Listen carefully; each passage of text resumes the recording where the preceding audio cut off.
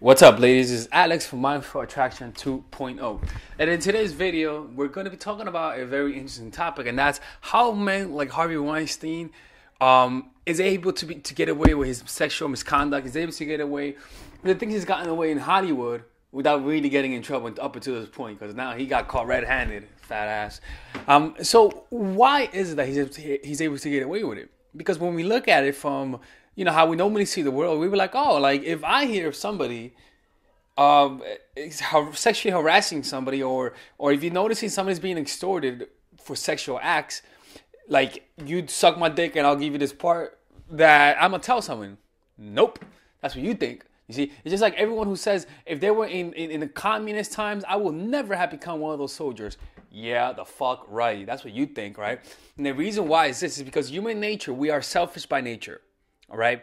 Appeal to someone's self-interest and you instantly have them. You see, this is the thing, is that there's something, everyone has a price.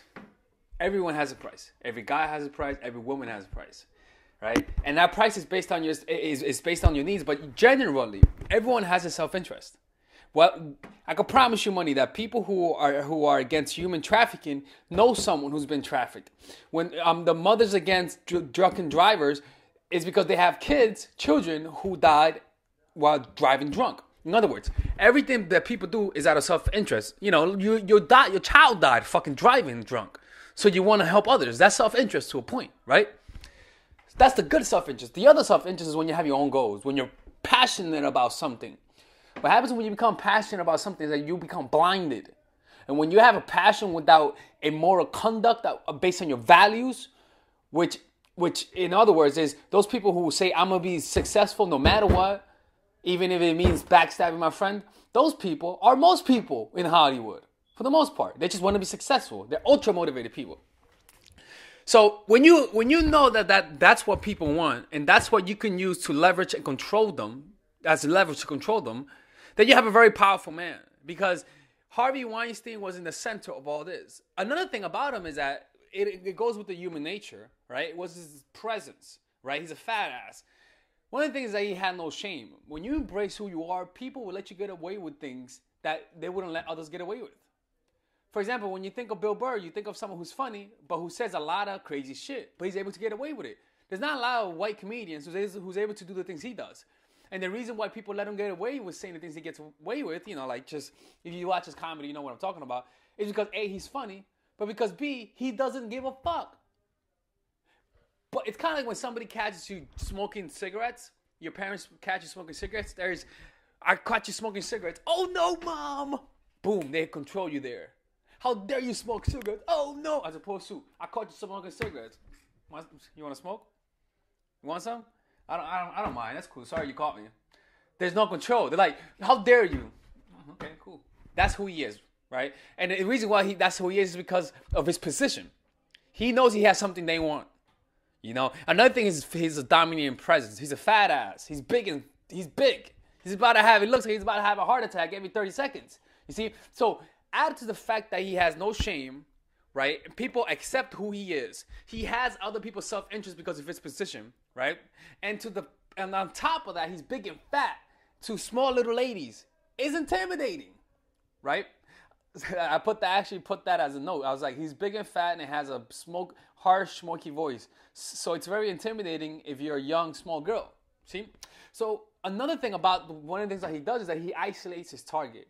He functions in darkness, right? So what he does is that he'll be like, you know what? Come over here. Let's go over some of the parts that I want you to go over in this movie. Come on, right? And every time you notice the stories, they all say he got me into this room alone. And the reason why he got them into the room alone is because they know that he has some power. He can make their dreams in the flip of the switch. So that makes people be compliant to you, even if they're afraid. If you notice any of the allegations, they all happen in isolation, not even rhymes, right? Another powerful law that he has following was that he had people dependent on him. One of the 48 laws of power is keep people depending on you. Let me show you what it says, right? Let me show you, because it's very important. Okay, here you go. Um, Here it is. We keep people depending on. Okay. To maintain your independence, you must always be needed and wanted. The more you are relied on, the more freedom you have. Freedom to do any shit you want to do. Make people depending on you for their happiness and prosperity, and you have nothing to fear. No one's gonna say anything. Never teach them enough so that they can't do without you, right? So that's the thing, is that he kept people dependent on him because of his position. He has their dreams in his hand, and they know that. So they'll try to please him. Everywhere he went, he had everyone's self-interest. So everyone diverted their attention to him and gave him the benefit of the doubt. Oh, yeah, you put your hand on his dick, but that's Harvey. Never mind his little dick. Like, stuff like that, you see? So people in Hollywood are dream chasing. They are chasing a fantasy. When you're in his position, you have the power to make them famous overnight. As a result, people are more than willing to compromise their value just for the chance of achieving their lifelong dream. So if you hear something, rather than saying something, you're quiet because he might pick you for his next gig. You see? So if you don't say nothing, you stay shut. Hell, when you shut your mouth, somehow you got on part. Coincidence? I think not. You see, it's the threat of losing your dream because if you open your mouth, you're gonna ruin it for everyone. This is the thing: is that revolutionaries usually are never the ones who end up in power. It's the ones that finish it. You see, the ones that provide the finishing blow. But if everyone has their mouth shut, the first person who opens their mouth is gonna be the sacrificial lamb for the whole group. And that's the problem: is that nobody wants to be the first one. Nobody wants to be the first one. So you just shut down. You stay quiet. You don't say a fucking word.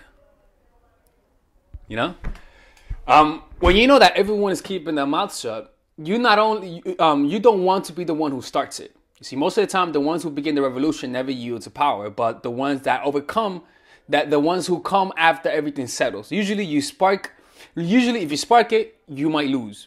So they rather keep their mouth shut because it might cause them to be blackballed, like Colin Kaepernick, right? And I think it's a collective conformity.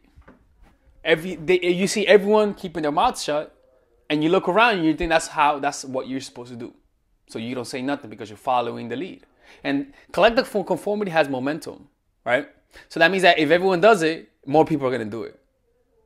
And so that's how the wheel goes. You see monkey see, monkey do. And it's pretty sad because you got to keep a secret, and it really fucks with you because if you're in that position, you know what's going on. You know that nothing sucks more than living against your values and knowing that you're not living the things that you're preaching. And that, what happens is that you feel guilty. So that's why when everyone else is watching you, you're gonna act super hyper liberal because of the discrepancy between what you say and what you're not. For example, I remember when I was in church, I used to we used to act like nobody saw porn, but every fucking kid saw porn, right? And I was at the forefront of catching motherfuckers watching porn. I remember that shit. Me and my friend Ricardo, we went to his cousin's computer and we found a bunch of porn in his computer, man. And we were showing the pastor that, it was so fucked up. But what's funny is that I was the one who was watching the most porn. They never found out. But it was me who was watching the most porn. And I was the one exposing everyone.